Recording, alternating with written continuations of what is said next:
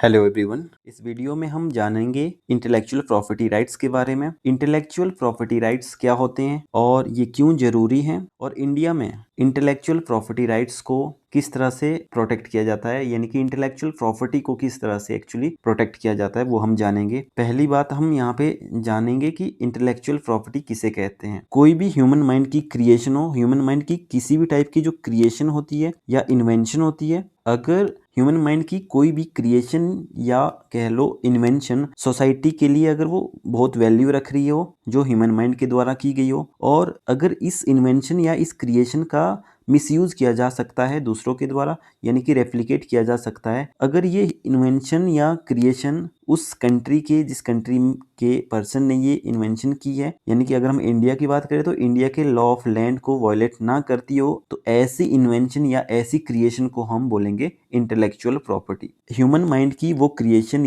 या वो इन्वेंशन जो सोसाइटी के लिए एक खास वैल्यू रखती हो और जिसको रेप्लिकेट किया जा सकता है दूसरों के द्वारा जिसका मिसयूज किया जा सकता है, और अगर वो इन्वेंशन या वो क्रिएशन कंट्री के डोमेस्टिक लॉ को वायलेट ना कर रही हो, तो ऐसी क्रिएशन या ऐसी इन्वेंशन को इंटेलेक्चुअल प्रॉपर्टी कहा जाएगा, उस क्रिएटर की इंटेलेक्चुअल प्रॉपर्टी कहा जाएगा। तो ऐसे में ऐसी इंटेलेक्चुअल प्रॉपर्टी को प्रोटेक्ट करना बहुत जरूरी है ताकि दूसरों के द्वारा इसका मिसयूज ना हो। तो इस इंटेलेक्चुअल प्रॉपर्टी को प्रोटेक्ट करने के लिए ही बने हैं IPR, इंटेलेक्चुअल प्रॉपर्टी राइट। कुछ इंटेलेक्चुअल प्रॉपर्टी राइट्स जो आपने नाम सुने होंगे, ठीक है, कॉपीराइट, ट्रेडमार्क या फिर पेटेंट, ये जनरल से इंटेलेक्चुअल प्रॉपर्टी राइट्स हैं जो कि सभी ने सुने होते हैं, लेकिन आज हम इनके बारे में थोड़ा डिटेल में जानेंगे। तो ये हमने बात की कि इंटेलेक्चुअल प्रॉपर्टी होती क्या, तो उस इंटेलेक्चुअल प्रॉपर्टी को प्रोटेक्ट करने के लिए क्या है, इंटेलेक्चुअल प्रॉपर्टी राइट्स है, जो कि लीगली प्रोटेक्टेड राइट्स हैं। जो ये IPR हैं, ये एक्सक्लूसिव कमर्शियल राइट्स होते हैं क्रिएटर के लिए, ताकि उसको बेनिफिट मिल सके उसकी क्रिएशन का, उसके